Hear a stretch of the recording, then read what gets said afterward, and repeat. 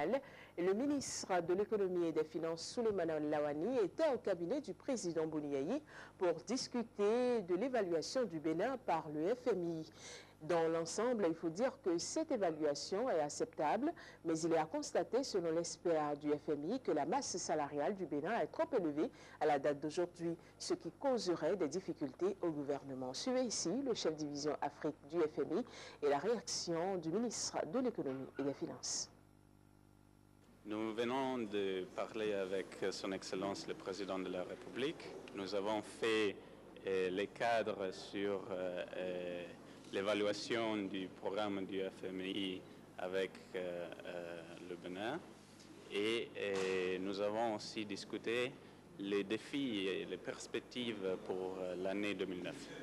L'évaluation est bonne. La croissance économique est arrivée à un niveau de 5% en 2008. C'est la première fois que la croissance économique est arrivée à ce niveau depuis 2001.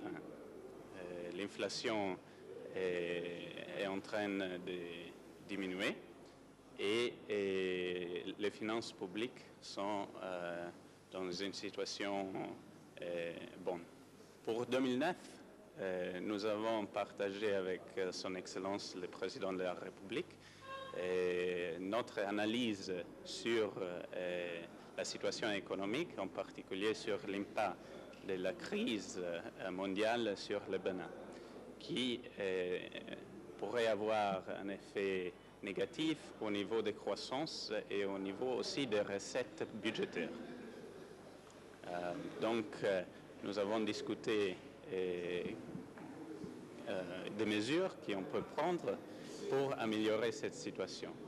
Et en particulier, nous avons partagé nos préoccupations au niveau de la masse salariale qui s'est accroître très rapidement dans les dernières 2 ans et qui ne permettrait pas au gouvernement de faire des investissements plus importants au niveau des infrastructures pour maintenir les taux de croissance très élevés. Il faut préciser que c'est un critère de réalisation du programme qui n'a pas été respecté. Et cette masse salariale a connu un dépassement important du fait d'abord des avantages primes et indemnités qui ont été accordés au personnel, du fait du recrutement du personnel pour les secteurs clés de l'éducation et de la santé. Depuis ces dernières années, du fait de la politique de prospérité partagée du président de la République, les conditions de service des agents permanents de l'État ont été réévaluées. Et pour vous donner des ordres de grandeur, en 2007, la masse salariale globalement était à 143 milliards. En 2008, nous sommes à 182 milliards et à 2009, nous serons à 218 milliards.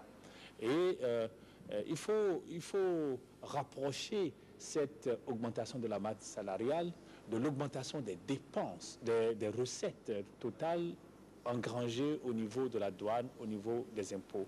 Nous avons engrangé une amélioration de 200 milliards supplémentaires. Et vous voyez très bien, de 143 milliards à 219 milliards, vous voyez que ça fait à peu près 70 milliards sur 200 milliards, environ un peu plus du tiers qu'on a consacré à la masse salariale, aux APE. Il ne nous reste donc plus beaucoup d'argent pour investir dans les investissements qui sont créateurs de richesses, qui peuvent nous amener beaucoup plus de richesses et d'emplois. Donc, c'est cela que le responsable de la mission du FMI a voulu indiquer, qu'il fallait faire une pause. Il fallait faire une pause parce que 2009 sera difficile. 2009 sera difficile parce que les effets de la crise vont avoir un impact sur les recettes douanières et sur les recettes fiscales. Donc nous aurons moins de recettes, donc il va falloir strictement respecter la masse salariale que nous avons prévue et ne pas faire face à d'autres augmentations qui